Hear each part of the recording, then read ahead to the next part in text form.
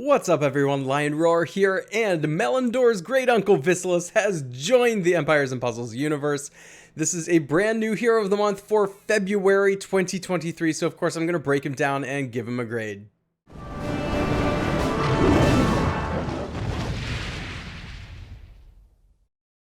But first, download Bloodline Heroes of Lithus, a mobile RPG action fighting game where you can marry your champions to create new and unique hybrids. Use the link in the description to start with some free stuff, including gold and diamonds.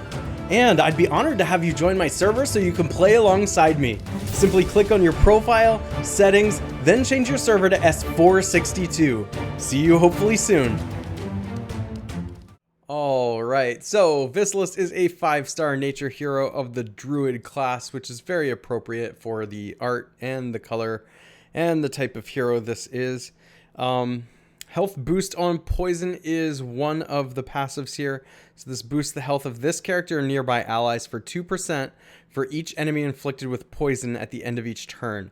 Boosted health can exceed max HP. That's a really cool passive. I like that. And that's actually going to be a relatively sneaky one people forget about. And they're going to be like, why is the opponent healing?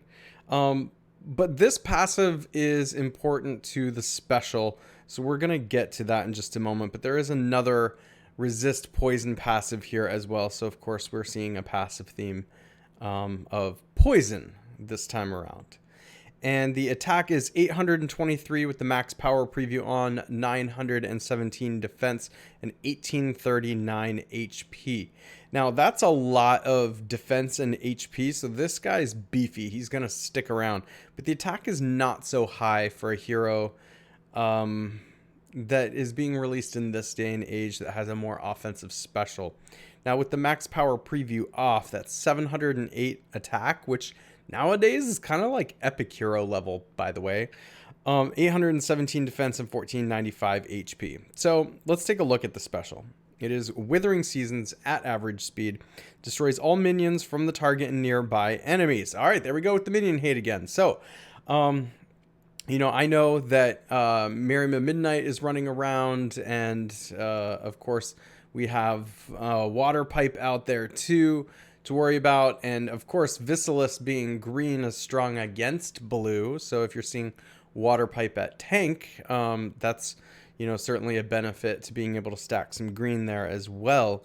But being able to destroy those huge problematic beefy minions is a pretty valuable thing nowadays, especially in that meta. So this is the kind of example of something I like to see with Empires and Puzzles, whenever they create a couple of overpowered heroes, but now instead of nerfing them, we get a response to them. So another hero you can get to try and solve that problem.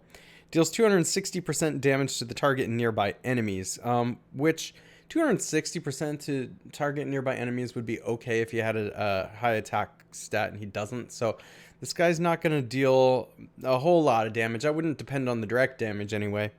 It's just kind of a bonus. The target and nearby enemies receive 556 poison damage over 4 turns. So here's where you can see the poison theme coming in the special that interacts with the health boost on poison. All right. So 556 damage over 4 turns. It's not a tremendous amount of damage, but it's fine. And 4 turns is a long time. So, you know, I'd like to see that number lower, but it's okay. Elemental Link gives all nature allies plus 5% chance to dodge status ailments for 4 turns. This effect can't be dispelled. I really like that as just a little tag on to the end there. Of course, 5% isn't a lot, but again, it's one of these things you can't depend on, but it could be a sneaky little thing that pops up. I don't know if you're noticing this, but a lot of what I'm saying here is like just okay. There's nothing spectacular about Viselus. That minion hate ability, it doesn't make me go, wow, you know, this is going to destroy the minion heroes. Nah, it's a response to them, but it's not one that's going to end the game. It's a little more defensive in that way too. So, you know, you could take Viselus against teams that have Waterpipe or Miriam Midnight or any of the other. I mean, there's other heroes at this point out there that have big problematic minions too, even from the old days that are making sort of a reappearance in the modern meta. But, you know, he's kind of like a toolbox hero. It's like one that you're not going to just take into any fight. you're very specifically going to use him against these problematic minion heroes. And so for that reason, you're not really going to put him on defense, right? I mean, like, people just wouldn't bring their minion heroes then, and he's not doing much else. So unfortunately, not being able to put him on defense cuts out, like, quite honestly, more than half the game if you think about it.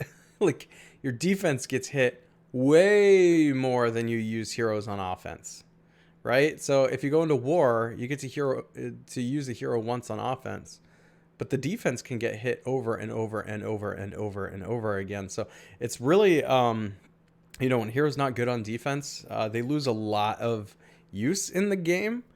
Of course, there's some really excellent offensive heroes out there that you would absolutely want and use in any situation.